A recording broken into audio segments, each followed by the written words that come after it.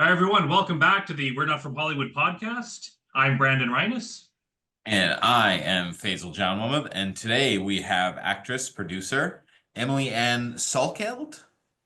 Yeah. Is that my pronouncing your last name right? I'm sorry. No, it's okay. Actually, I don't even know how to pronounce it. I say whatever. It's I how think it feels in Jonathan, the day. yeah, literally, with whatever the vibe is, whatever the moon is, whatever the planets are doing.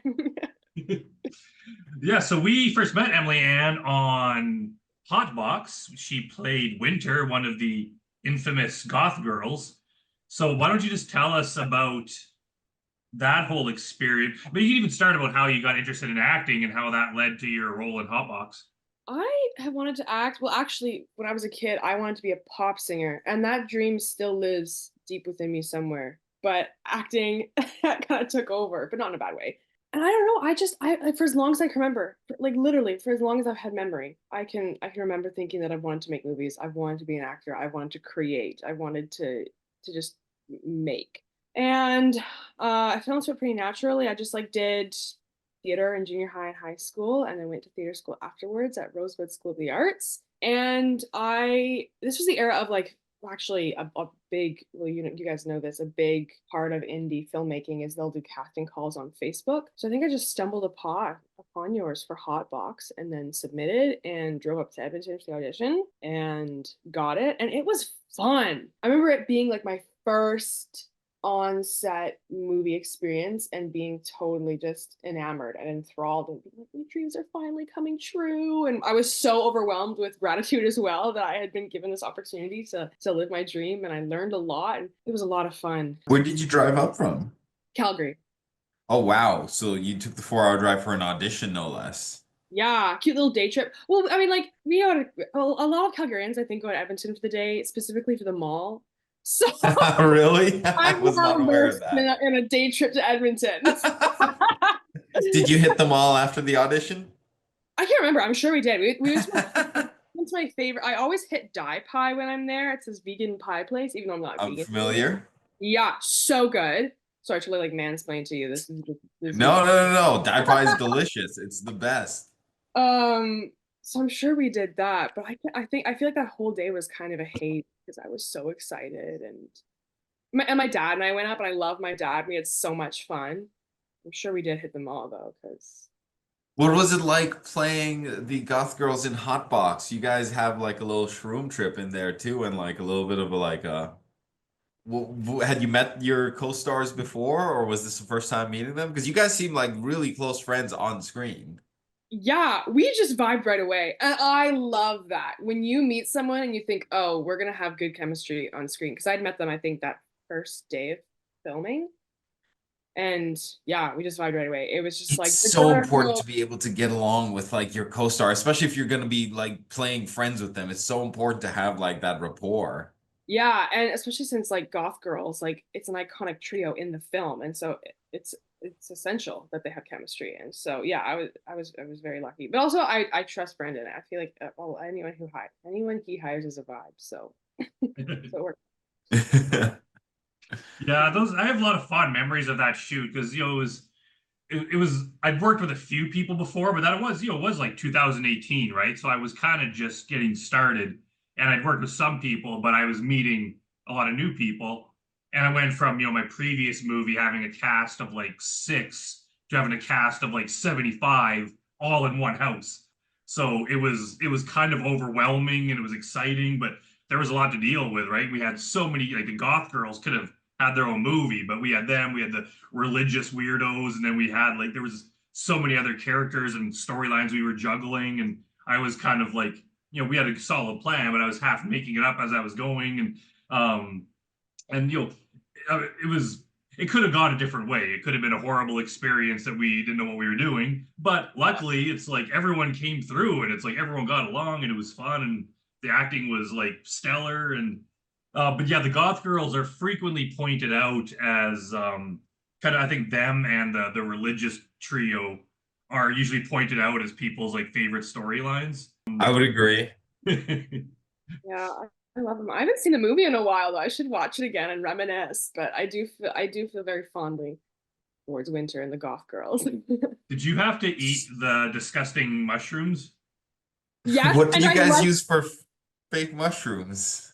we use real mushrooms. Yeah, Just like someone like they were grow like someone I don't know, they got mushrooms somewhere and they had them in this Not like plastic psychedelic bag. ones though, right? No, like store-bought ones.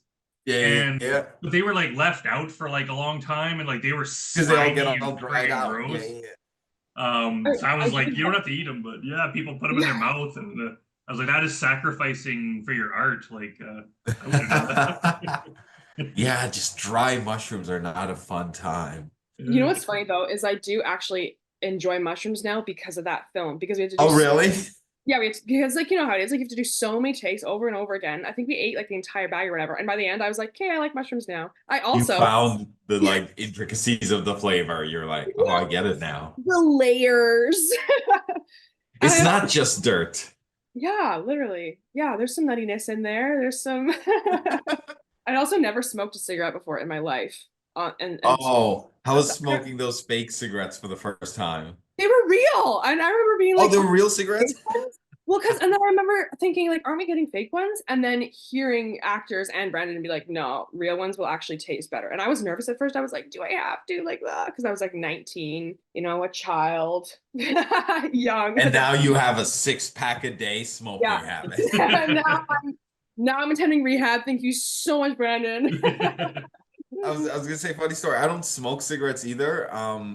But on one of the earliest movies I had to do, they gave us those fake cigarettes to smoke, and they're terrible. It tastes like you're eating cotton, like your mouth is full of cotton. That's how it feels and tastes when you exhale. And so we smoked through those, and we had like 3 or 4 takes left, and I was just one of the cast members smoked, and I was just like, well, just give me the real thing, and we'll just do 2 or 3 takes of like the real cigarette, and then we'll get it done with. I don't smoke at all. So we do these 3 takes as quickly as we can. And as soon as we're done, I start to feel like super nauseous and like my head is spinning. I'm not because I just housed like 2 cigarettes in like takes. And so I feel nauseous and I forget I'm mic'd up. I go and I just vomit all over the place. And the sound guy had his headphones in the whole time. And he was just like, next time, just give me a warning. I was like, I'm sorry, I didn't know. The secrets that some people know. I can only guess. Yeah, that was kind of a Yeah. reoccurring problem on, well, not a problem, but there's a lot of people that never smoke. And there's a lot of like, marijuana smoking in that movie, hence the title.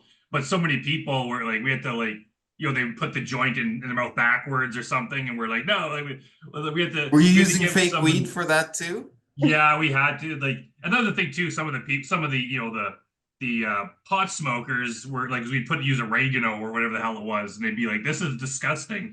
And it's like, well, sorry, like we can't use the real thing because it'll affect your performance and it's kind of unprofessional. So you have to Well, smoke yeah, this you can't disgusting be like crap. smoking, especially then it was before it was legal in Canada. You can't have people just lighting We up on were, set. Like, I think it was like that week that it was legalized. I remember it was was it right really? around, yeah, it was like right around the same time. Like right, yeah, it was like we were basically right on that cusp. So but yeah, Close there enough for was them to arrest us. that made a good story, but Did you do anything to time with the legalization of marijuana at that point, Brandon? Did you like do anything with Hotbox for that, or we did it were give you some sort trying. of I bump? remember actually there was crap, there's one of the like the marijuana companies that open up here, one of the big ones. Yeah, yeah. I can't remember, we approached them or someone approached them or they approached us. Something happened and they were gonna like help fund the movie. No way, So like Aurora or one of those yeah, guys? Aurora. Yeah. So we Hey, actually Katie Gobert and she was like visiting or whatever because in her town. sister worked in HR Oh, there. maybe that was the hookup. But somehow they ended up basically they took us to it was like a Our Lady Peace concert downtown. Nice. So I remember they that took us concert. there and they basically gave us this like VIP treatment and they gave us all this crap and we had I don't drink but they gave us like free drinks Hey, and it was for a while there they're like yeah we'll be helping fund your movie and you'll get all this money and something happened and ended up fell apart and they couldn't do it. But I guess at the speaking end, of, whatever, we somehow got Hotbox finished. And then I remember like Emily Anne always kind of stood out to me since then. So when it came time to do I'm Haunted, she ended up playing Blythe, who at the time I wasn't expecting I'm Haunted to turn into, the mini phenomena that, that it did. Kind of turned into my most popular movie for some reason. So we ended up Hey. doing part two.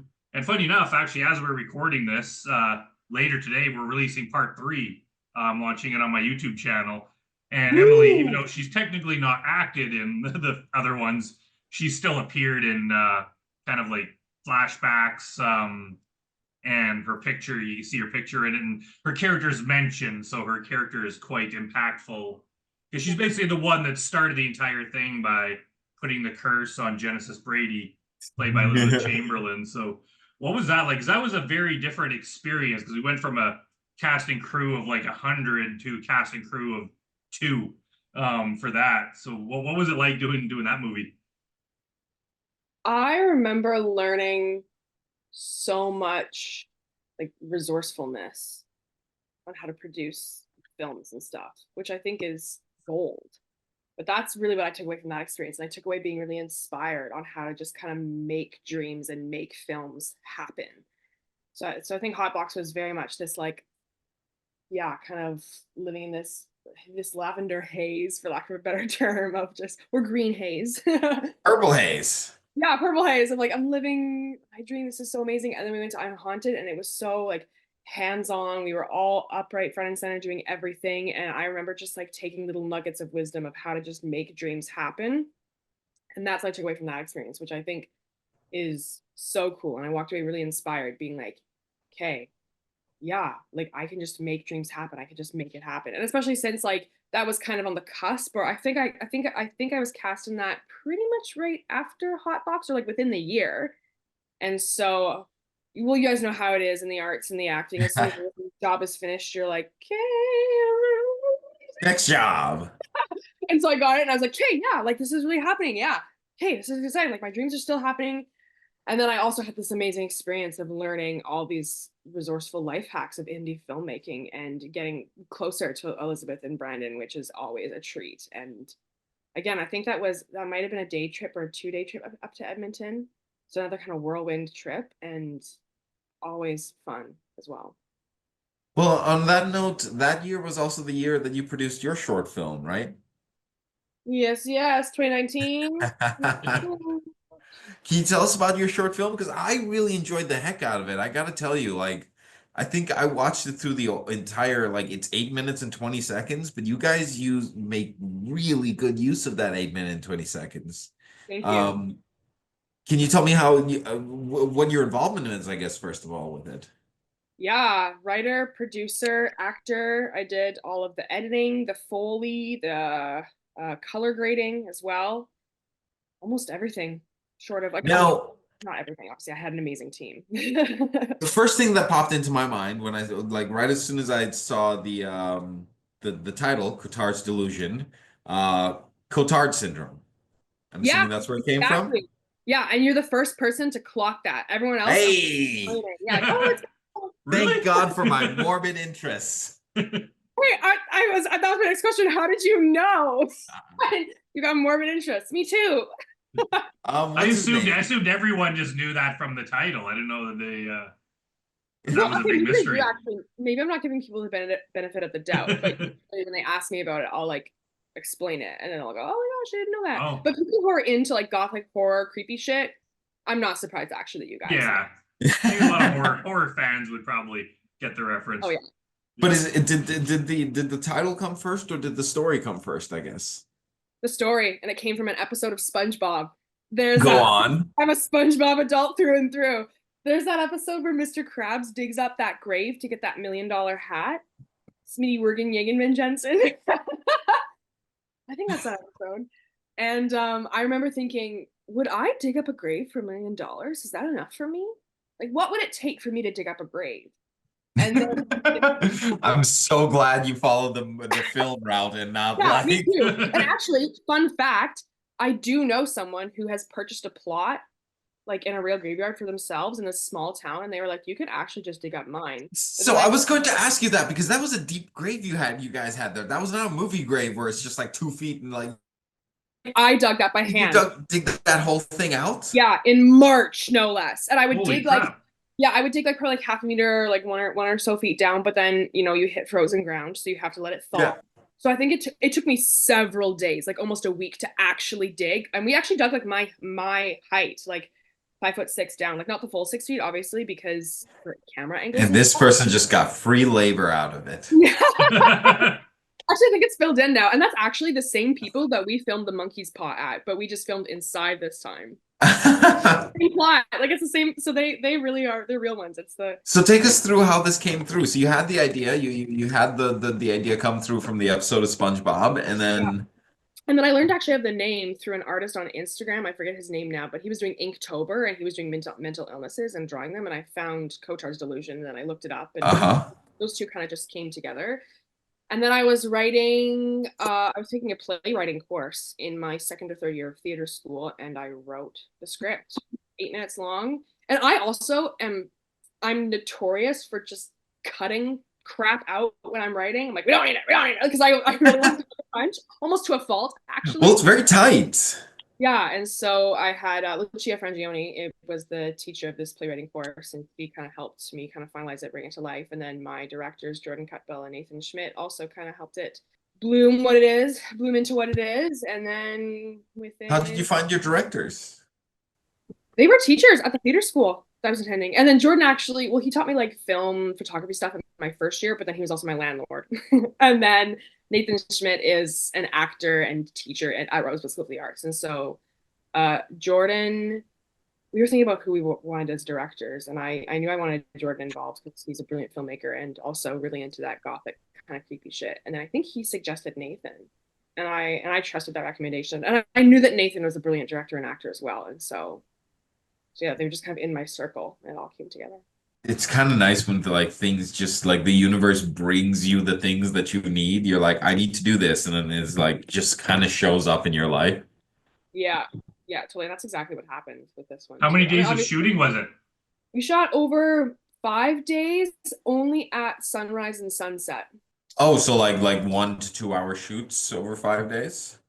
Yeah, I think the actual filming time was probably only a couple of hours, but with setup and stuff, like we were setting up in the dark in the morning, especially in March. I don't think the times changed then. So we were setting up at like 5 a.m. in the pitch black and then going until How long did your post-production take? we finished filming in April and it was released by July. Oh wow. Yes, you turn it. What do you prefer more, like the production or the post-production?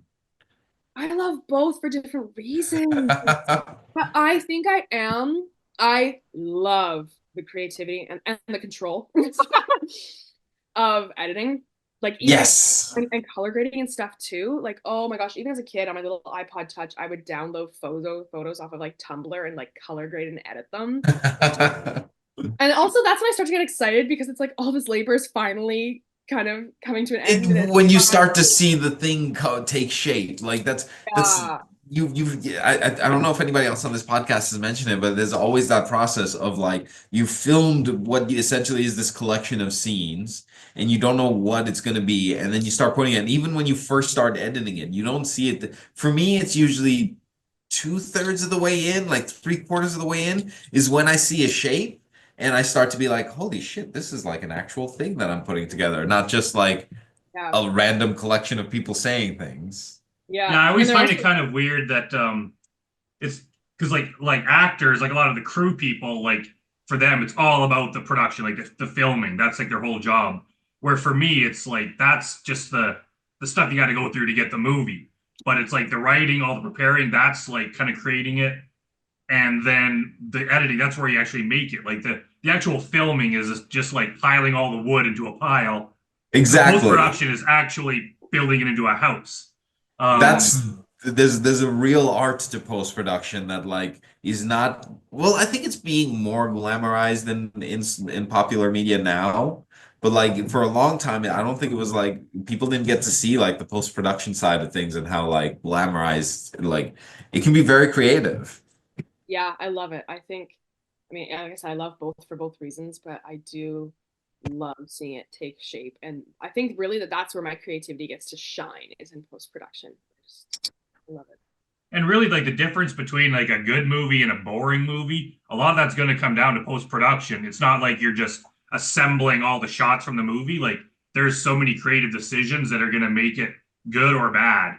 even down to like music, sound, like even just like the pacing. There's like even like I remember on Hotbox we were like it was like the day before the premiere, and there was a few jokes in there that were like, I don't think this part's so good. It was kind of bothering me, so I messaged Julie. I'm like, "What do you think about cutting those?" She's like, "Yeah, cut them."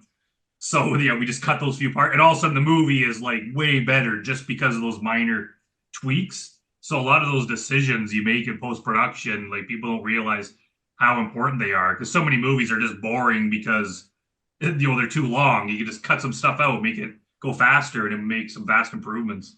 Or you can rearrange. You can put like in the script, like I've had it Yeah. happen at least twice to me where the script it says this scene and then this scene, but then like in the editing room, I'm like, well, what if I put it next to this earlier scene instead? I'm like, oh, well, that seems to flow nicely too. And then like you kind of just you shape the plot a little bit in your editing room too. In Grotesque 2, like the scene order is quite a bit different than the script. It's funny, like It in the is. script, it made sense, and when I wrote it, but then when I watched it, the cut, it was like something seems wrong. So we juggled a bunch of the kills, but we even juggled a bunch of the earlier scenes, and that it just flows so much better. But you have those options. If we had it just stuck to the script, like it would have been a not as good of a movie. So have you produced anything after Cotard's Delusion, Emily? Yes, my second film, Monkey's Paw, and I'm in the beginner pre-production of another little short film slash kind of music video, which is going to be awesome. But yeah, Monkey's Paw was my next big project, and we filmed it in January of this year, 2024, and we're just starting to edit it now. So Nice. When's yeah, it going to be done? who knows? I'm optimistic for like a January 26th release, but this one's a lot You, more of a slower process. But the other one, I was on a timeline. Like I had to finish that film before I graduated the program, whereas this one, plus also you Brandon, I was inspired by something you said. You were like, just get it filmed. And I was like, okay, I'm just gonna get it filmed. I was like, and then you can figure out what to do with the footage once it's there. Just get it in the exactly. can. Yeah, but I was like, it's done, and that's not exactly half, but that's half the battle, and it's done. Can you give us a teaser of Monkey's Paw? Yeah, it's Like, actually what's it based. about? Yeah, it's actually based on the short story by W. Jacobs about the magical monkey's paw, the family that comes. They don't come across, but they have a visitor that The bequeaths them. Simpsons episode. Yeah, it gives them, yeah, and then and the writing is brilliant because you're never sure if it actually is magical or if it's not. And when he Oh, so like because even the character says the wishes come true in a way that they could be coincidences. And that's exactly how how it. that's interesting. I've never read the story in the adaptations. So I saw the Twilight Zone adaptation and the Simpsons. They're always very explicitly it's magical, but in the story it's more ambiguous, huh? Totally. Yeah, it's like you can I mull over it in my head. I remember hearing the story first at my grandma's like at night. My dad like Really? or something and where I read it and it's haunted me ever since. And ever since then I waffle back and forth between is it magic or is it not? And I think we've done a really good job also in the film of captivating that because the audience walks away and they don't know. Is this a short film or is this a feature? Short film. We're thinking it'll be about 12 minutes or so. Brilliant. Yeah, I'm Yeah, excited. I think that's in this one too. Like we don't waste any time. So do you plan to do, are you going to focus more, like, is acting still something you're interested in? Or are you more filmmaking? Are you kind of balancing it out? Or what do you really want to pursue? I'm balancing it out. I love all aspects of being creative. I've really been diving into cinematography and directing lately, and I think that my YouTube channel has given me an opportunity to do that, which is brilliant. It's finally my YouTube channel is finally becoming what I want it to be. So that's right. And on my next project, I've just made myself DOP and director. I mean, obviously I have other more experienced people kind of leading it that I can ask questions to, but also if that's it's the fun bad. of producing. Your job is what you say it is. Exactly. And if it's bad, then it's bad. Of course it's bad. It's my first time, right? Yeah. Like I'll learn on the job. Yeah, so of course acting still has a place in my heart because that's my lifelong dream, but I feel blessed and excited to also explore, okay, what does directing look like for me or writing or cinematography or and of course I'm like an editing girly and post-production girly, so It's so indie core to do everything. Yeah. Yeah, just like walking around with the boom and the camera, one on each shoulder, and like being like, all right, let's do this. Yeah. Oh yeah. By the way, I'm also editing and color grading. So yeah, I'm Just down. be sure to like put it in your like do the Robert Rodriguez thing and be like directed, written, and edited by Emily Anne. Yeah, and we hope you're in Vancouver now, right? Victoria, close. Victoria, okay. Yeah, I What forgot are you about that. I doing out figured you were there? in Calgary still until you mentioned that there's a time change difference. What are you doing out in Victoria? I got a job in the medical field, and I Nice. always wanted to live out by the ocean too. So the first chance I got when I finished my program, I moved out here. I just applied for nursing school in a bunch of places though, so who knows? I might be back in Calgary, but yeah, I moved out here for a job and for the ocean and the vibes and a job. I mean, you got to be there for the ocean. Oh, yeah. Any fallen into any fun? Have you ventured out into the Victoria film scene at all, or?